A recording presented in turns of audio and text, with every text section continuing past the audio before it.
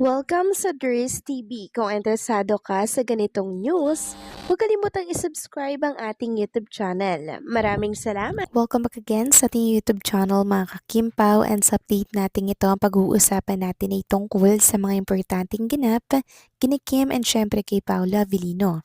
So ang pag-uusapan natin na tatalakayin sa update na to ay very important mga kakimpaw, kabilang na po dito ang isang blessing ni Chinita Princess na talaga namang international pinag-uusapan. Mamaya tatalakayin natin ang tungkol dito. And syempre, pag-uusapan din natin ang tungkol dito kay Paula Avellino na talaga namang pinagkaila si Chinita Princess. Para saan nga kaya? Tatalakayin din natin yan. Pero bago po ang lahat, maraming salamat sa inyong patuloy na pagsuporta at pagsubaybay sa mga daily update natin. Kaya naman bilang pasasalamat, narito po ang isang napili kong komento patungkol ito sa naging previous update. Mula ito kay Ginang Corazon Carillas, sabi niya, tama ka Ma'am Dres, wag na lang makinig sa iba kung solid fans ka. Dapat sa Kimpaw Forever ka lang nakapokus and wag kang maniniwala kagad sa mga fake news. Basta mga seniors, di magbabago at masayang-masaya kami kung totoo ang balita. Walang problema kasi yun naman ang gusto natin. At isa pa, may mga edad na sila at financially stable na. Thank you Ma'am Dres at laging nandyan ka. God bless us all always. Maraming salamat po sa inyong komento, Ginang Corazon Carilla. Tama po kayo dyan. Sana yung iba ay piliin din po yung mga paniniwalaan and syempre yung mga papakinggan po nila. Kasi syempre mga kakimpaws, oras po na manood kayo ng mga fake news, 'di ba? Bubulabog 'yon sa isipan po ninyo. May time na may stress pa po kayo, 'di ba? Kaya sa mga pinaniniwalaan lamang po kayo manood nang sa ganun na hindi na pumapulabog yung ating peace of mind. 'Di ba? Kasi kung meron naman ibabalita at ibabalita naman po natin 'yan or namin 'yan, 'di ba? Kaya chill lang po tayo at antayin natin yung totoong confirmation na mula mismo kay Kim at kay Paulo. So maraming salamat po sa inyong komento, Ginang Corazon Carilla. God bless po sa inyo at mabuhay kayo. So ito na nga pag-usapan na natin mga kakimpaw, mga topic na nakalap natin sa update na to, at unahin na nga nating pag-usapan itong picture na nakita ko sa mundo po ng social media. Actually video to mga kakimpaw, habang naglalakad nga po sa hallway si Chinita Princess. So merong napansin dyan ang mga netizen. So babasahin ko na lamang sa inyo mga kakimpaw. Sabi ng isang netizen, I think she's pregnant. Babae ang baby niya kasi napakaganda niya. Masayang masaya siguro si Paulo. Wow, what a couple. Masaya ang Kim Paulandia at isa na ako doon. Sabi pa ng isa, yung tummy niya napansin ko. Sabi pa ng isa, yung cameraman talaga nagmamarites din. Nakapokus talaga sa tummy ni Kim. So yung kumuha kasi mga kakimpaw ng video na to ay nasa itaas. Syempre yung anggulo po niyan mga kakimpaw hindi po proportion. Pero alam ko yung iniisip nyo mga kakimpaw ha. Alam kong napansin nyo din po yan. Pero malay nyo naman puson lang, 'di ba? Sabi ko nga, antayin natin yung malinaw na confirmation about dito. Yung statement mismo ni Chinita Princess. Doon lamang po manggagaling ang balita or ang impormasyon mga kakimpaw. Hindi po sa iba, hindi po kung kani-kanino. Samantalang international blessings naman ni Chinita Princess, pinag-uusapan din po international. Yes mga kakimpaw, pati ibang lahi pinag-uusapan ang isang Chinita Princess. Ayon nga po kay Ma'am Rachel, pati ba naman sa Korea, Kim Chu, pinag-uusapan ka, iba talaga ang global.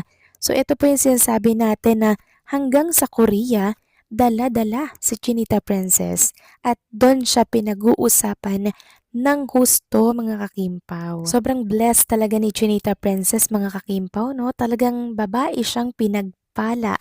Samantalang pag-usapan naman natin ang tungkol dito kay Paula Avellino na kung saan ay talagang ayaw na pong bitawan at ipahawak pa sa iba si Chinita Princess. Kasi talagang gumawa po ng way si Paulo. Para saan? Dahil dito. Ayun nga dito, usap-usapan ngayon sa social media ang posibilidad na si Paula Avellino ang magsilbing producer at director ng bagong pelikula nila ni Kim Chu. Maraming tagahanga ang nasabik sa naturang usapin dahil isa itong malaking hakbang kung sakaling maging totoo. Bukod pa sa pagiging pangunahing aktor, ay siya rin ang mangunguna sa kabuang produksyon ng proyekto. Ayon sa ilang netizen, tila handa na umanong sumubok si Paulo sa mas malaking responsibilidad sa likod ng kamera. Kilala siya sa pagiging mapili sa mga proyektong tinatanggap at sa mga dedikasyon sa bawat karakter.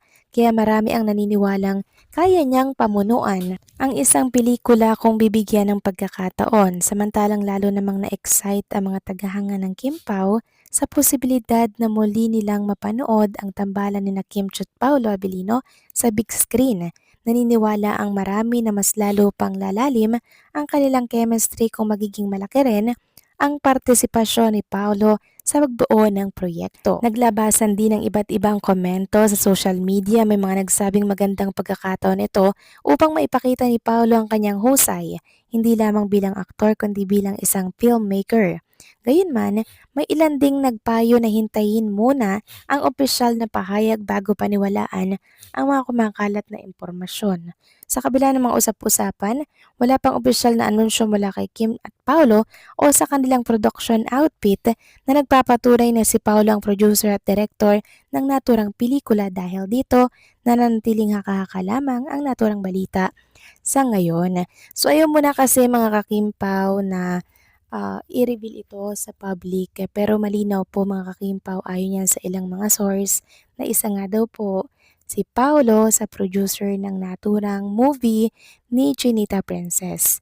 So ayun na po talagang pahawak ni Paolo sa iba pang mga producer and director, silang dalawa ni Chinita Princess kasi ayaw po ni Paula Vilino mga kimpaw na alam niyo yun yung parang may kumukontra po sa mga magiging desisyon niya or nila ni Chinita Princess sa gagawin po nilang pelikula. So doon palang mga kakimpaw talagang pinapahalagahan po ni Paolo Abilino yung anuman po ang meron sa kanila ni Chinita Princess. Talagang kahit sa movie, kahit sa project, talagang sinasalang-alang po ni Paolo kung sino yung makakatrabaho niya dito, kung sino yung hahawak, kung sino yung co-producer, 'di ba? At makakasalamuha po nila dito. O doon pa lang mga kimpaw, sobrang pihikan din po pala itong si Paolo Abilino and pinoprotektahan talaga yung magiging takbo ng project and yung mga taong kabilang sa naturang proyekto. Kudos kay Paula Vilino mga kakimpaw, no? Dahil hindi lang pala siya pang sarili ang iniisip kundi kapakanan din ni Chinita Princess mga kakimpaw. Kaya dun pa lang nakakasigurado po talaga tayo na itong si Paolo talaga mga kakimpaw ay seryoso po sa mga usaping future, sa mga hinaharap nilang plano ni Chinita Princess. So kayo ba mga kakimpaw? Ano masasabi ninyo dito? Please comment down below.